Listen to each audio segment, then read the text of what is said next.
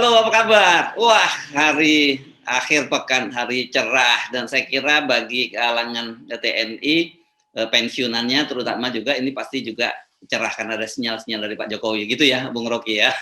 Betul, yang cerah itu sinyalnya. Sinyalnya ya, tapi itu sinyalnya. Oke, tapi sebelum kita ngobrolin itu, saya mesti menyampaikan semacam ralat ya, karena ini senang saya dapat ralat dari beberapa viewer kita yang mengingatkan Mas Hestu itu beda, Yan Mas sama Yan Ma gitu ya. Kemarin kita bahas soal Pak Ferdi Sambo dan sejumlah jenderal itu yang ditempatkan di Yanma. Jadi Yanma itu pelayanan markas, bukan Yanmas pelayanan markas. Oh, okay. Ya beda ya. Kalau yang selalu kita kesulitan karena ya. TNI dan Polri selalu pakai singkatan yang kita mesti hafal. Dulu waktu SD kita hafal-hafalin. Kalau sekarang kita tinggal lihat siapa orangnya sebetulnya. Tetapi ini penting, saya ingatkan sebagai lembaga penyiaran kita memang di dalam kode etik undang-undang disebut juga ada namanya hak jawab dan hak koreksi gitu ya. Kalau hak jawab itu adalah orang yang merasa dirugikan dan kita berkewajiban untuk memberikan porsi hak jawab, sementara hak koreksi itu kayak gini koreksi atau ralat kalau ada yang salah, siapa saja yang bisa yang merasa tahu soal ini dan kita salah, ya kita diingatkan untuk koreksi. Dan kita dengan ini saya perbaiki ya. Kemarin di Hersuno Point juga saya perbaiki, tapi saya kira Yanmar itu motor merek itu.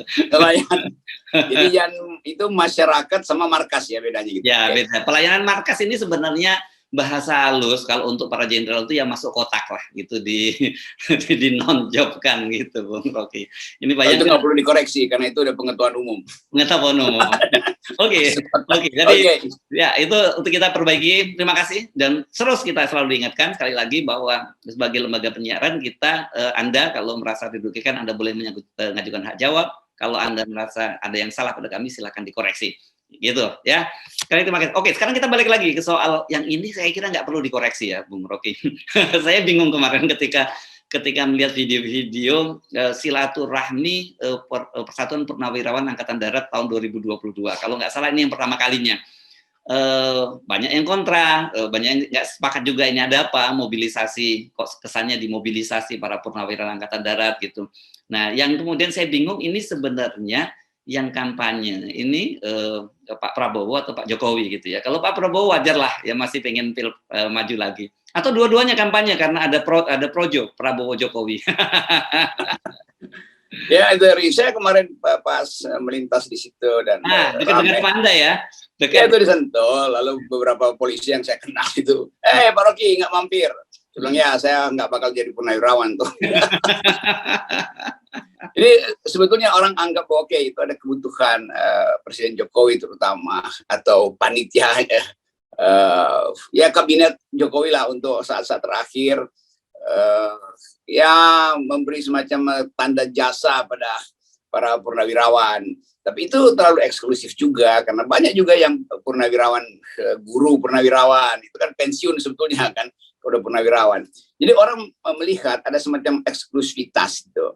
Apalagi Pak Prabowo adalah juga seorang militer dan mengumpulkan purnawirawan.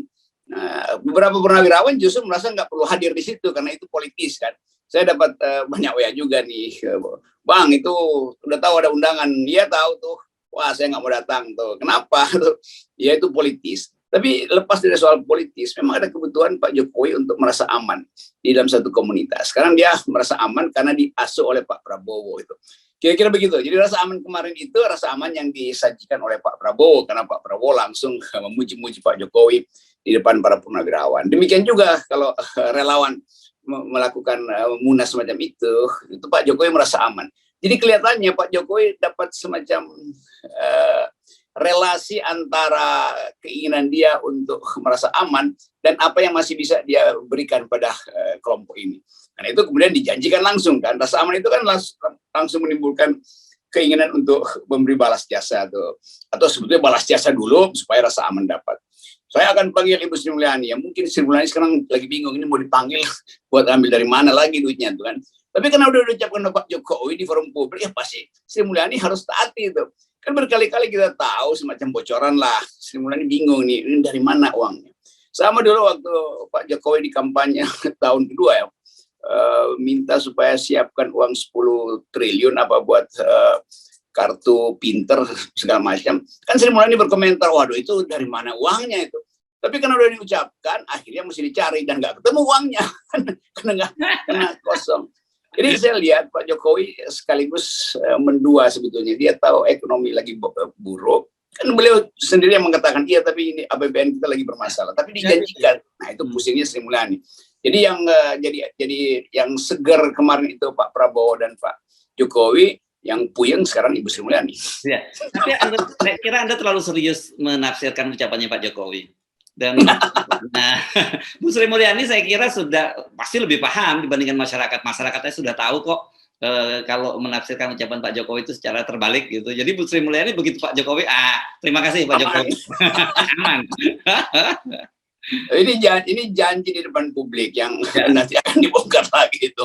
Tapi Pak Jokowi mungkin akan bilang, iya cuma janji kok ditagih gitu kan.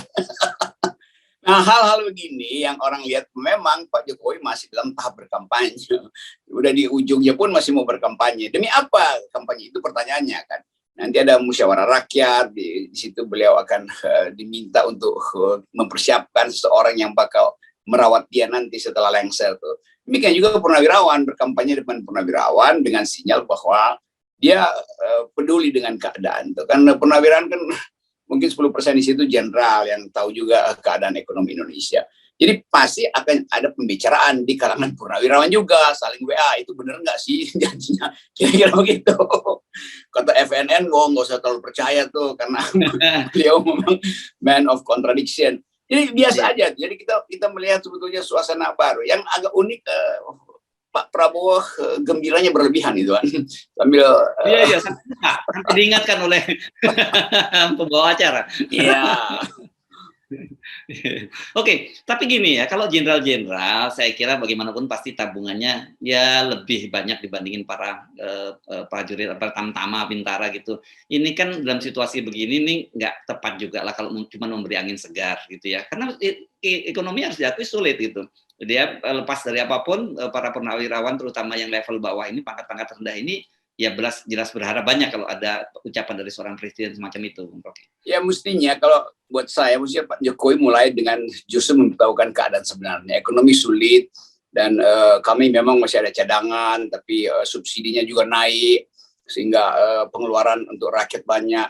Nah, kalangan purnawirawan mungkin ikut berprihatin. Kan itu lebih down to earth itu, lebih membumi itu. Karena dengan sendirinya orang merasa oke, ada kejujuran dari Pak Jokowi. Kalau sekarang justru bikin kecemburuan karena seolah-olah dieksklusifkan purnawirawan ini nih. Kenapa purnawirawan dikumpulkan di situ lah? Karena di situ petinggi-petinggi Pak Jokowi yang berjajar di situ, ada Pak Luhut, ada Pak Prabowo, atau Pak siapa yang disebut Pak Hendro Priyono tuh. Jadi semua kemudian melihat ini betul-betul politis dalam upaya untuk membackup beliau tuh. Jadi orang ini ide siapa? Ini ide Pak Luhut atau ide Pak Prabowo mengumpulkan ini, atau ide Projo. Ya, mungkin Projo bilang nggak mungkin lah kami kumpulin purnawirawan, itu susah masuk akalnya tuh. Tapi sekali lagi kejujuran seorang pemimpin harus terbaca di dalam cara dia meminta dukungan yang otentik. Ini menurut saya ini tidak otentik. Apalagi kalau misalnya dalam 2 bulan ke depan ada krisis ketegangan Taiwan dan Cina, lalu krisis bahan bakar meningkat, krisis energi meningkat, dan kita nggak ada uang. Lalu para purnawirawan merasa kok bohong lagi ya. Itu sebetulnya yang nggak sehat. Ya kita cuma mau kasih semacam sinyal bahwa ya nggak usah berjanji itu. Yang lebih bagus adalah pastikan bahwa saya presiden, saya berterima kasih pada para purnawirawan karena ikut merawat bangsa supaya nggak terpecah belah, dan saya ingin agar ada presiden baru yang juga bisa meneruskan ide persatuan sebagaimana para purnawirawan bersatu. Itu saya kira lebih enak didengar tuh. Karena ini kan langsung kayak nyogok gitu kan. Itu buat apa presiden di forum semacam itu bertindak seperti calo gitu. Yang kayak itu atau maklar. Kan dalam tafsirnya begitu. Ini forum yang bagus sekali presiden untuk menerangkan keadaan bangsa.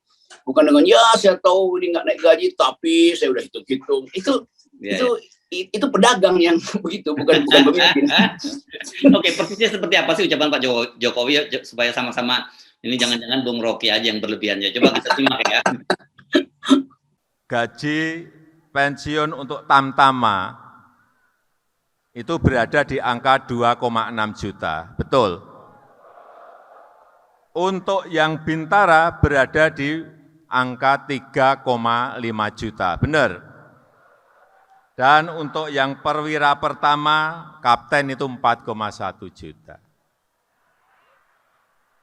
Betul. Saya tahu apalagi yang berada di Jabodetabek, angka ini adalah angka yang memang masih sangat kurang. Pemerintah telah memberikan THR. Pemerintah juga telah memberikan gaji yang ke-13. Tapi saya juga tahu itu tetap masih kurang. Saya tidak janji.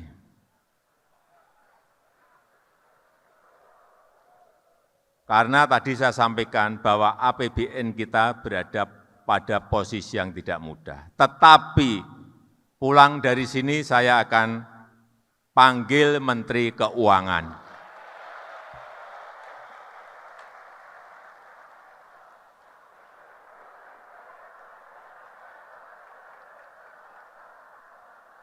Akan saya ajak hitung-hitungan.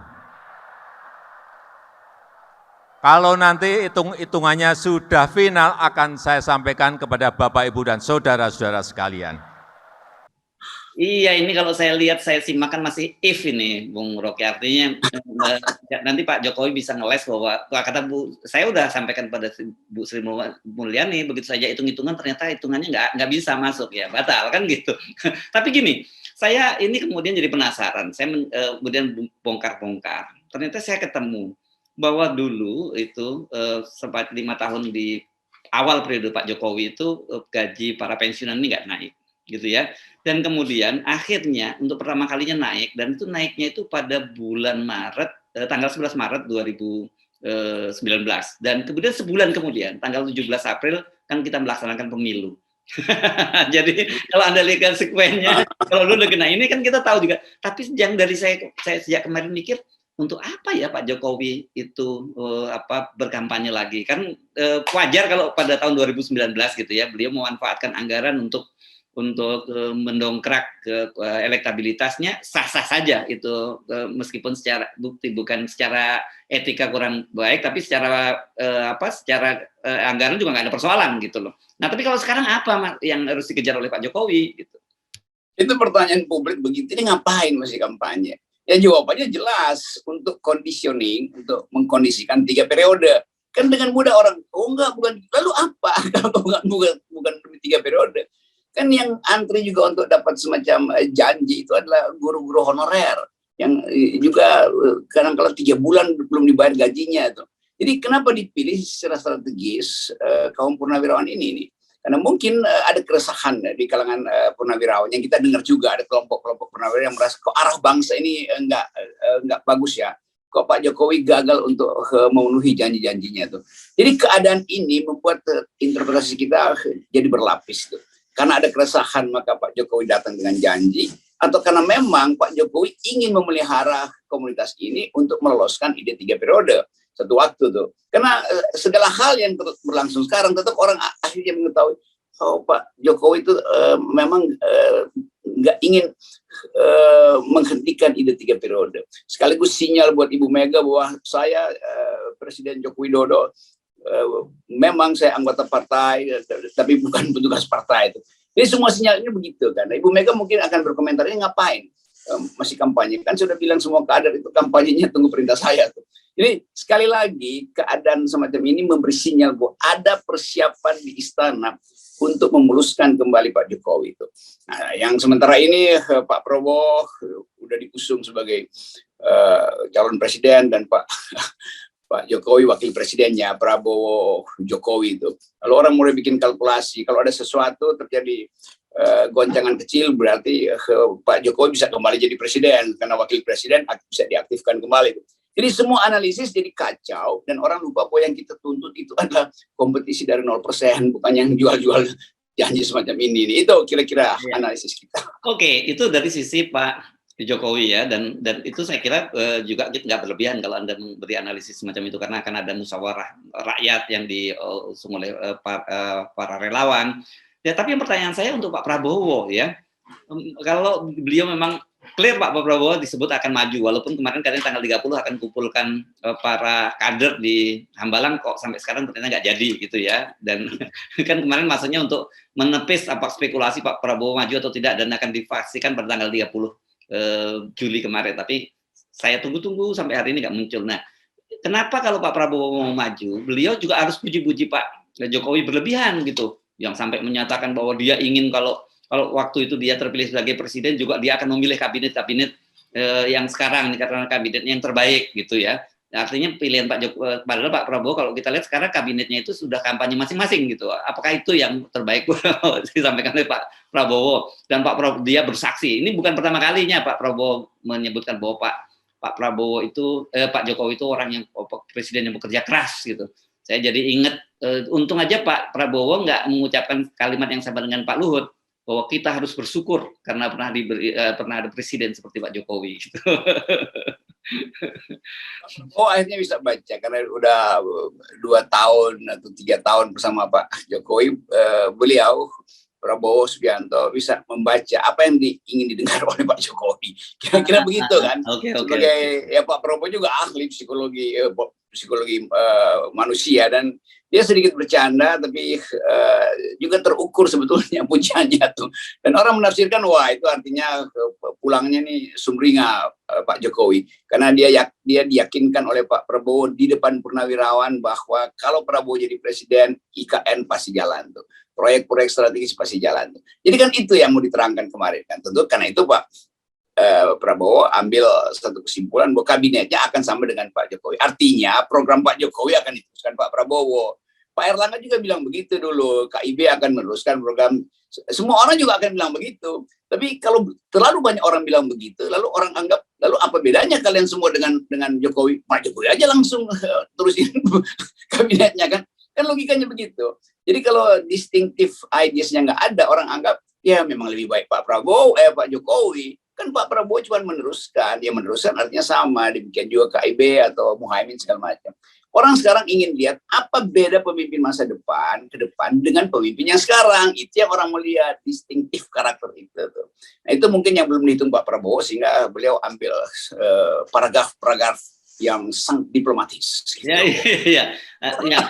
Saya sih setuju bahwa pasti Pak Jokowi pulang dari situ sumringah. Bagaimanapun juga kan ini purnawirawan TNI AD itu sekarang tetap saja harus yang diperhitungkan kekuatannya ya. Tentu saja berkaitan dengan TNI AD-nya saja, bukan purnawirawannya. Tapi Pak Prabowo apa nggak menghitung ya bahwa Pak Jokowi senang, tapi emak-emak yang dulu mendukung Pak Jokowi, Pak Prabowo itu pasti akan sebaliknya sikapnya mendengar kata-kata dari Pak Prabowo. Dan itu kalau saya baca di grup emak-emak, karena saya juga punya grup emak-emak, waduh nggak karu-karuan itu. Sumpah serapahnya Bung Rocky. Ada komunitas yang dukung Pak Prabowo dulu, ada komunitas purnawirawan ya, ada, tapi juga ada komunitas emak-emak, ada komunitas alumni universitas. Ini yang repotnya begitu. Tapi pasti saya duga nanti akan ada pertemuan Pak Prabowo dengan emak-emak. Itu Pak Prabowo juga lihat dia akan pakai bahasa lain tuh.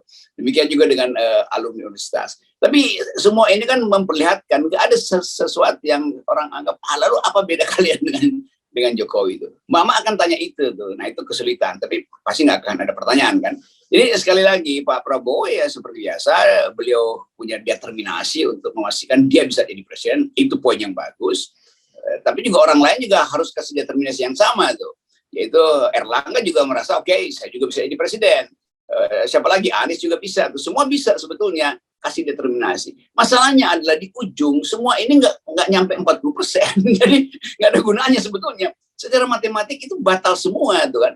Kalau mereka berkoalisi maka tentu lain lagi ucapan di antara koalisi ini kan.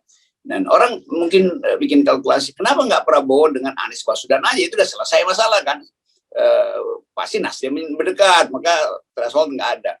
Tapi Anies juga merasa saya lebih punya konsep, dan konsep Anies lebih kuat berbedanya dengan Jokowi itu. Karena Anies dianggap nggak pernah terbujuk untuk lakukan hal yang semacam ini. Tapi problemnya Anies nggak punya partai. Jadi sebetulnya kekacauan ini disebabkan oleh desain politik yang sampai sekarang nggak bisa diputuskan oleh Mahkamah Konstitusi. Nah, keadaan ini membuat semua orang paling bagus nempel dulu pada Jokowi supaya limpahan oligarki juga dapat. Captive marketnya udah ada. Itu aja rumusnya. Tapi rumus itu dengan mudah dibaca oleh mak-mak. Udahlah, kau bilang dulu mau bersama rakyat. Kenapa sekarang bersama kekuasaan? Kira-kira begitu. Oke, baik Bung Rocky, kembali ke tadi janji Pak Jokowi. Tentu saja saya pribadi ini sebagai keluarga besar dari Purnawirawan TNI juga, tentu ikut gembira lah kalau orang-orang tua kita itu pensiunnya akan dinaikkan oleh Pak Jokowi. Tetapi saya juga mengingatkan para senior, bapak-bapak kita, Pak Jokowi kan pernah berpesan, ojo kesusu, ojo kagetan, juga ojo gumunan. Kalau ada yang janji mau naikkan pensiun Anda semua ya. Saya tentu saja senang, saya gembira gitu ya. Jangan salah paham gitu ya. Ya, saya juga berharap begitu. Tapi selalu harapan itu kan ambisi politik selalu dibatalkan oleh APBN. Kira-kira begitu rumusnya tuh. Oke, ya. Jadi sekali lagi ojo kesusu. Ojo kesusu, sabar-sabar. 0% tetap. Kalau ini kita harus kesusu nih. Harus kesusu ya. Harus cepat-cepat. Oke.